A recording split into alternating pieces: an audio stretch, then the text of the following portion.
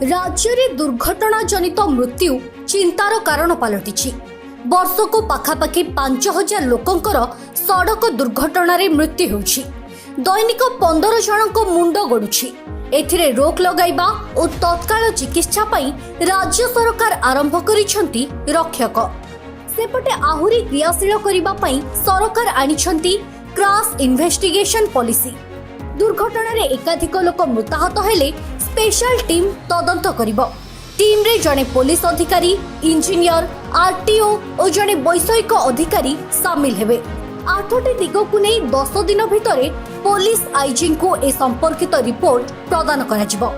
परिवहन विभाग और पुलिस कर्मचारी को ए संपर्कित तालीम प्रदान करिसेंती विशेषज्ञ।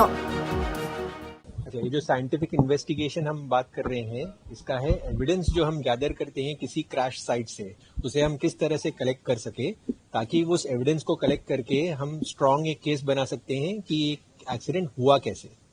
काफी बार ऐसा हो रहा है कि जो एक्सीडेंट्स के जो इन्वेस्टिगेशन हो रहे हैं वो बेसिकली विक्टिम स्टेटमेंट्स या किसी आई विटनेस स्टेटमेंट के मुताबिक बताया जाता है कि इस तरह से एक्सीडेंट हुआ है, लेकिन हमको ये मालूम पड़ रहा है कि ये सब शायद गलत भी हो सकते हैं। तो इसी के लिए कोर्ट में प्रेजेंट करने के लिए इम्पोर्टेंट है कि साइट पे जाके किस तरह से सीन को एग्जामिन करें, व्हीकल को एग्जामिन करें, इंजरी रिपोर्ट्स को एग्जामिन करें और विक्टिम के स्टेटमेंट्स को भी देखें और साथ में उसको सब लेके ये प्रूव करें कि एक्सीडेंट हुआ कैसे। ये बहुत बहुत इंपॉर्टेंट है।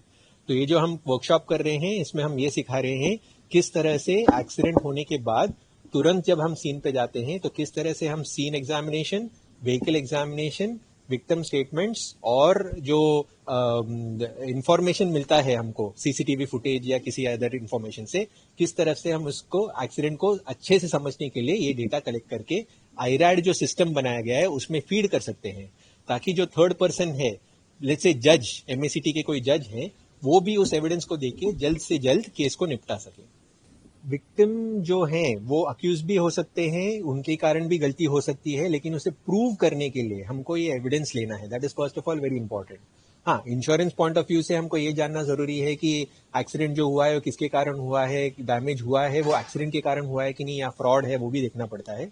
But from a bigger perspective, from a larger perspective, हमको ये देखना है कि ये एक्सीडेंट्स कैसे हुए हैं और हम आगे कैसे कोशिश करें या किस तरह से कोशिश करें कि एक्सीडेंट्स फिर से ना हो। ये समझने के लिए हमको इस तरह का साइंटिफिक जांच करना जरूरी है। नहीं तो हम यही बोलते रहेंगे कि लोगों की गलती है और लोगों की गलती के कारण ही एक्सीडेंट्स हो रहे हैं। ये हमको सबको मालूम है, हर देश में यही प्रॉब्लम होता है। लेकिन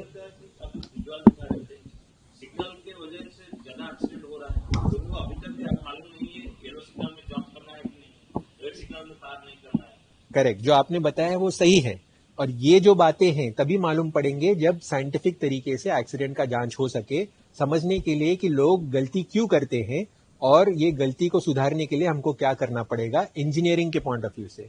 रोड इंजीनियरिंग या व्हीकल इंजीनियरिंग या ट्रेनिंग, ये तीनों में हम किस तरह के इनपुट्स देना चाहिए ताकि ये गलतियां ना हो।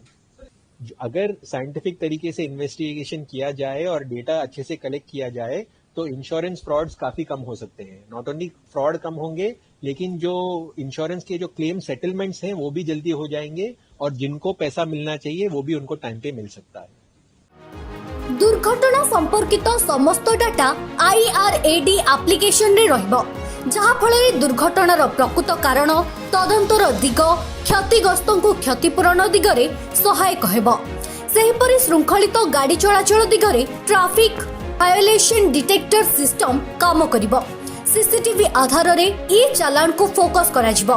बारंबार सुप्रीम कोर्ट उद्वेग प्रकाश करुथुबारु एनएचएआई सहयोग रे ब्लैक स्पॉट स्थान रे किभली जीवन रक्षा करा जाई परिबो से नै ट्रेनिंग सेशन रे गुरुत्वारोप कराजिबो। हमर रोड एक्सीडेंट केमति कमिबो ता उपरे सुप्रीम कोर्ट भी गाइडलाइन विभिन्न पाउछंती एवं हम प्रयास करूछु। एटा स्टेट ट्रांसपोर्ट अथॉरिटी एवं हमर कमिशनरेट पुलिस जॉइंट कोलैबोरेशन आज गोटे ये चली केमती कौन डाटा सब प्रस्तुत कराहब। गोटे एक्सीडेंट हेबा ठौ आरंभ करी शेष पर्यंत एटा डाटा गोटे तैयारी हेबो। सब इन्वेस्टिगेशन अफसर माने 31-32 जन आज आछंती, ए ट्रेनिंग नौछंती। आ द्वारा ये जो एमएससीटी केस जो तनकर जो सब विक्टिम फैमिली सब अप्लाई करछंती सेटा भी जल्दी हेई परिबो, ऑनलाइन पे सब काम हेबो।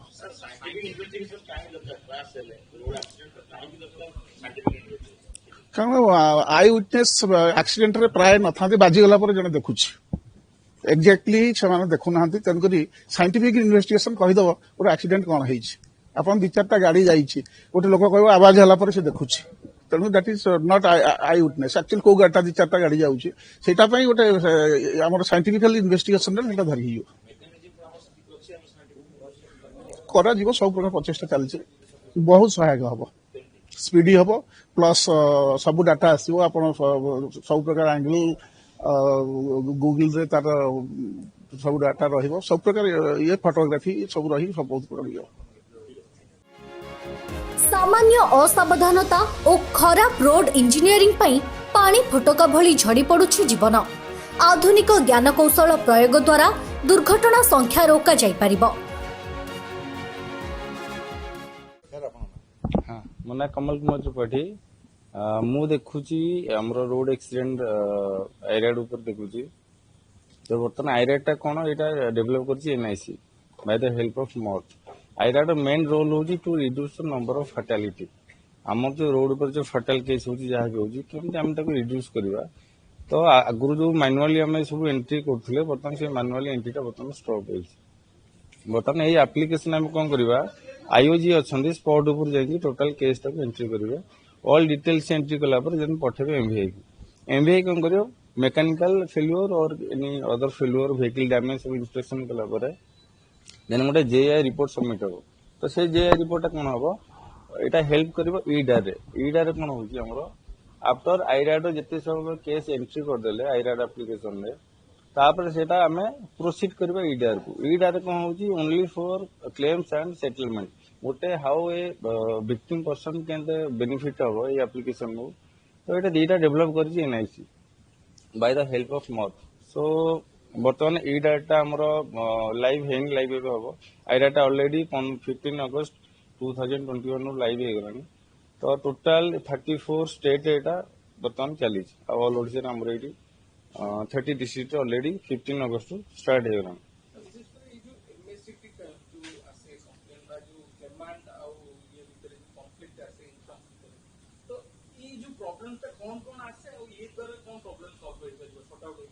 एक्चुअली मैक्स कौन हो ऑफलाइन जोटा होता यहाँ मैक्सिमम 6 मास 7 मास वर्षे 2 वर्ष एमती कंटिन्यू हो जाता जोटा विक्टिमाइज पर्सन किसी फायदा की बेनिफिट किसी पाऊन। ऑनलाइन आम जोटा हूँ गोटे एक्सीडेंट विदिन 10 डेज भितर आम सबमिट करा पड़ू। तो मैक्स कौन कर वेरीफाई वेरीफाई करके एडवाइस दौर इंश्योरेंस को सी कौन करी जदि हूँ 1 लाख 2 लाख जी कंपेनसेशन सी दौर। सपोज ये किसी देन एलआईसी लीगल सर्विस अथॉरिटी जो मैंने रोचंती से पुणी क्रॉस वेरीफाई करेंगे। तो यहाँ विदिन 90 डेज भितर यहाँ मैक्सिमम तो यहाँ कंप्लीट हो जाए। ब्यूरो रिपोर्ट खबर टुडे।